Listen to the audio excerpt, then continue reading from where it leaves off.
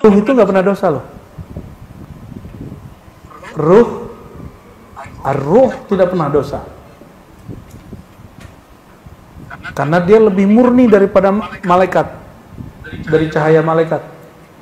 Karena dia langsung hembusan Allah Subhanahu wa Ta'ala. Dia nggak makan, dia nggak minum, dia nggak pernah berdosa, dia nggak berhijab. Hijab dia hembusan Allah aja, Ahmad. Ya.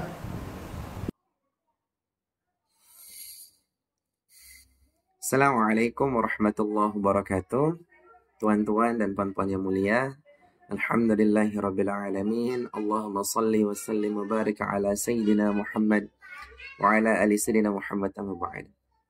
Tuan-tuan dan puan-puan yang mulia, ini mohon maaf saya membuat video ini di rumah dinas. Jadi di sini Masya Allah banyak anak-anak ya. Jadi terdengar suaranya seru ya sampai ke videonya. Jadi tuan-tuan, kami mendapatkan pesan di WhatsApp yang berisi, tolong Buya Sukma jelaskan ini, tolong dibalas. Baik, kita sudah sama-sama menonton potongan video yang disampaikan oleh guru kita. Semoga Allah Subhanahu wa Ta'ala memberikan beliau kesehatan dan umur yang panjang beserta keluarga. Amin ya rabbal alamin. Jadi kita sudah menonton potongan video, kita belum menyimak video panjangnya seperti apa. Tapi dari potongan video itu disampaikan bahwa ruh itu tidak berdosa. Jadi ruh itu tidak berdosa. Kalau kita melihat dalam surat Al-Isra ayat 85 tuan-tuan, Bismillahirrahmanirrahim, wa yas'alunaka 'anir ruh qul ruh min amri rabbi wa ma utitu minal 'ilmi illa qalila. Dan apabila mereka bertanya kepadamu Muhammad tentang ruh, katakanlah ruh itu di sisi Tuhanku. Sedangkan kamu tidak diberi pengetahuan kecuali hanya sedikit. Nah, jadi ilmu tentang ruh, apabila ada yang bertanya tentang ruh, maka jawablah ruh itu di sisi Allah Subhanahu wa Ta'ala. Dan kita tidak diberikan ilmu kecuali sedikit. Nah, sedikit inilah yang kita pelajari ya. Karena sedikit menurut Allah itu menurut kita sangat luas. Ya. Bahkan seandainya kata kalau ilmu Allah itu dituliskan, lautan ini menjadi tintanya, lalu pohon-pohon di bumi ini menjadi penanya, lalu diganti lagi dengan 7 lautan lagi, 7 kali 1000 pohon yang ada, itu tidak akan mampu menulis daripada ilmu Allah Subhanahu wa Ta'ala. Jadi ilmu tentang ruh itu di sisi Allah, tapi kita diberikan ilmu oleh Allah, tapi sedikit ya. Nah sekarang, benarkah ruh itu tidak berdosa? Dalam Quran tuan-tuan, kita mendengar banyak istilah. Allah menyebut kata qalbu dalam Quran. Allah menyebut kata abdun dalam Quran. Allah menyebut kata nafsun dalam Quran. Contoh saja dalam surat Al-Ankabut ayat 57. Bismillahirrahmanirrahim. Kullu nafsin dha'iqatil maut. Setiap yang bernyawa, setiap jiwa pasti merasakan kematian. Thumma ilaina turja'un. Lalu kepada kamilah kalian dikembalikan. Nah, di sini Allah menyebut kata nafsun, kullu nafsin. Lalu Allah juga menyebut kata qalbu. Dalam surat Al-Baqarah contohnya, fi qulubihim marad fazadahum Allah marad. Di dalam hati mereka itu ada penyakit dan Allah menambah penyakit mereka di dalam hatinya.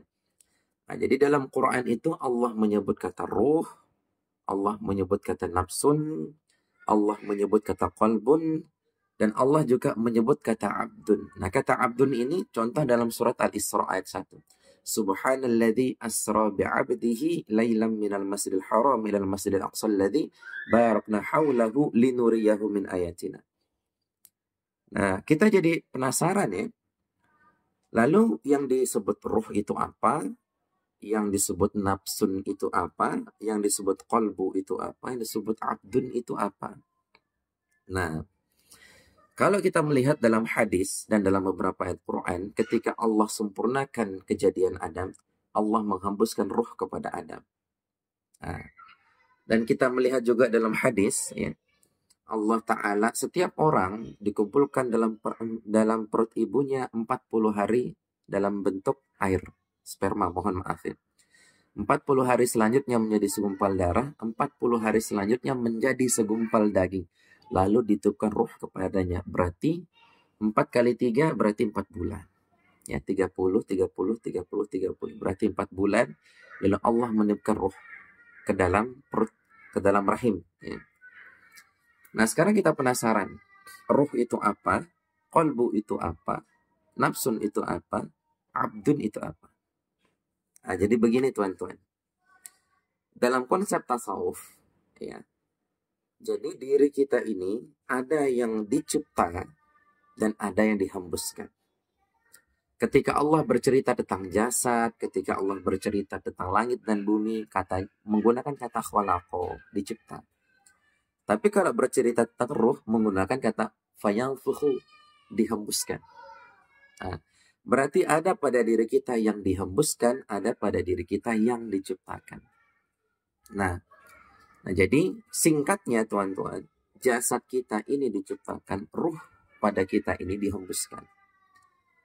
Jadi ruh kita ini siapa? Ruh kita ini adalah percikan dari Ruhul Ahmad. Ruhul Ahmad dari Ruhullah. Nah, jadi ketika Allah Subhanahu wa taala bertanya kepada para ruh, "Alastu bi rabbikum?" Qalu bala syahidna. Apakah kamu menyaksikan aku sebagai Tuhan kalian? Iya, kami saksikan Rabb engkau adalah Tuhan kami. Saat itu ruh pada diri kita itu menyaksikan zat Allah Subhanahu wa taala. Tapi penyaksian ruh kepada Allah saat itu menggunakan kuasanya Allah. Jadi ruh itu tidak memiliki kekuasaan untuk menyaksikan, melainkan Allah yang menyaksikan dirinya melalui ruh, meminjam ruh. Tapi kan kita nggak dipinjam, ruh juga milik Allah. Baik. Ketika ruh ini yang awalnya pure, yang awalnya murni, yang awalnya bersih, yang awalnya fitrah, yang awalnya tidak berdosa, dihembuskan ke dalam jasad. Nah, terjadilah perkawinan antara ruh dengan jasad.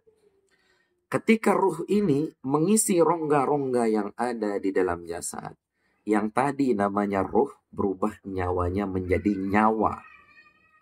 Saya ulangi, yang tadi ruh yang suci, bersih, tidak berhijab kepada zat Allah Subhanahu wa taala masuk ke dalam jasad, mengisi rongga-rongga di dalam jasad, berubah namanya menjadi nyawa. Kalau bahasa Arabnya ruhul idhafi, ruh yang berlangsung bersandar kepada hidupnya Allah Subhanahu wa taala.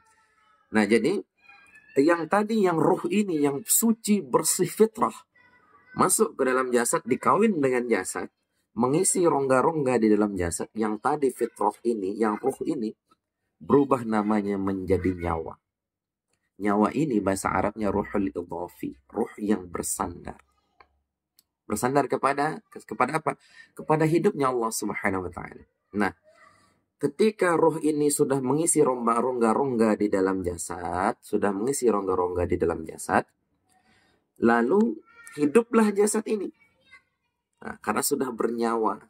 Yang tadi namanya ruh berubah menjadi nyawa. Bukan ruh lagi, tapi berubah nyawanya menjadi nyawa.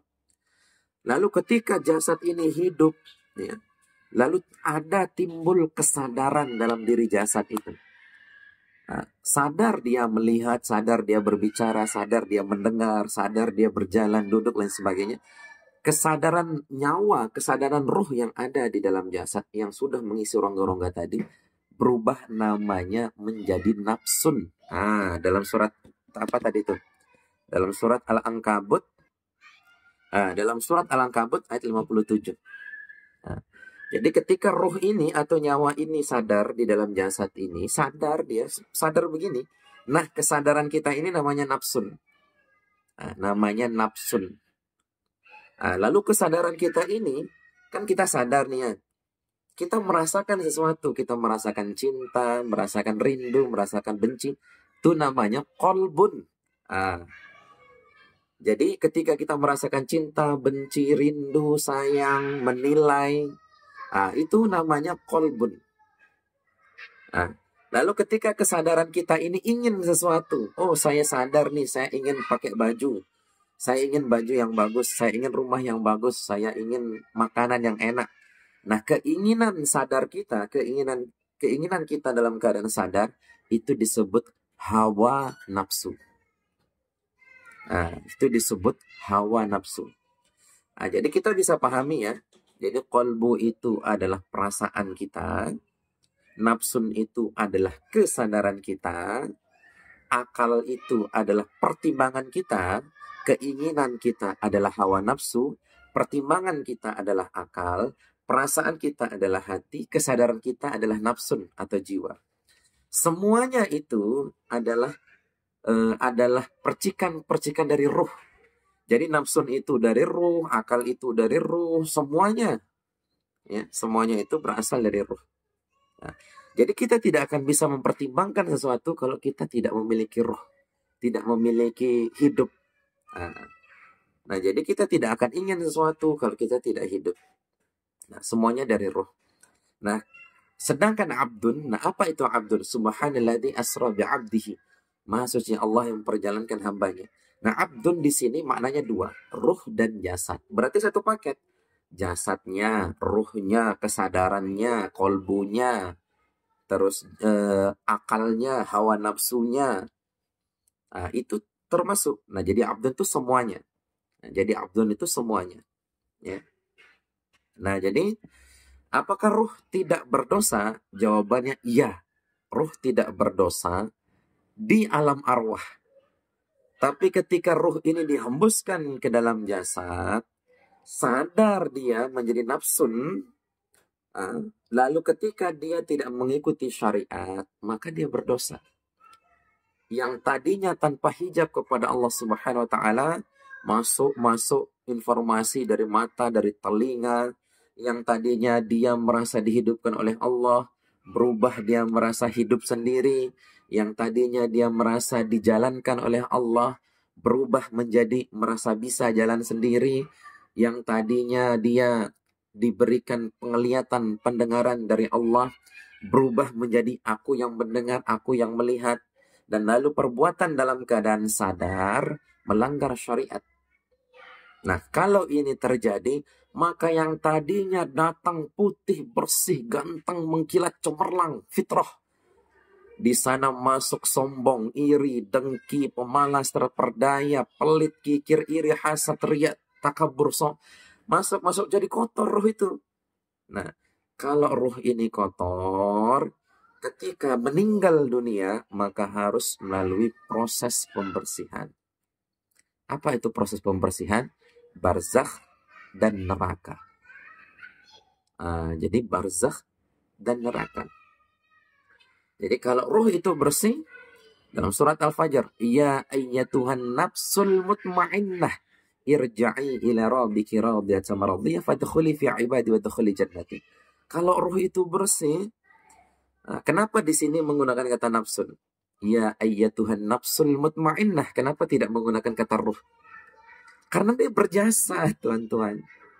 Jadi ruh yang tadi pure, murni, fitrah ini setelah dihembuskan ke dalam jasad, sadar dia di dalam jasad ini terhijab dia dengan Allah Subhanahu wa taala, berlaku hukum syariat. Jadi ketika dia bersih seperti dia awal mula datang, bersih langsung kembali kepada Allah taala. Tapi ketika dia kembali, gelarnya namanya jiwa. Kenapa? Karena dia berjasa. Ya, karena dia sudah melalui proses perkawinan dengan jasad. Bukan ruh lagi. Nah, jadi kalau dia bersih seperti awal mula dia datang, irja'i ila rabbika radiyatan maradiyah. Jadi kembali kepada Allah langsung tanpa dihisab. Tapi kalau dia kotor, dia banyak penyakitnya, dia kudisan, dia korengan, ya. Korengannya dengan apa? Sombong, iri, dengki, berkhianat kepada Nabi Muhammad SAW dan lain sebagainya. Maka ya harus dibersihkan dulu dalam neraka dan dalam alam barzakh. Nah, jadi apakah di dalam surga dan neraka kita terpisah dari Allah? Tuan-tuan, tidak. Kita tidak terpisah dari Allah dan tidak akan pernah bisa terpisah. Kita tidak akan bisa merasakan rasa sakit kecuali datang daripada Allah. Dan yang membuat penyalur rasa sakit kepada kita itu apa? Ruh. Listrik yang ada di rumah kita ini. Ruh. Listrik yang ada di rumah kita itu sama dengan listrik yang ada di PLN. cuman beda tegangannya. Makanya listrik yang ada di rumah kita adalah hembusan. PLN itu adalah Ruhul Ahmad. Energi yang mengalir di PLN sampai ke rumah kita, itu energi yang sama dengan watt yang berbeda. Itulah Allah Subhanahu wa Ta'ala. Ini analogi saja sebetulnya teman-teman untuk mempermudah. Tapi nggak seperti itu juga secara keseluruhan dan kesempurnaan. Mudah-mudahan bisa menjawab pertanyaan Tuan Yang Mulia.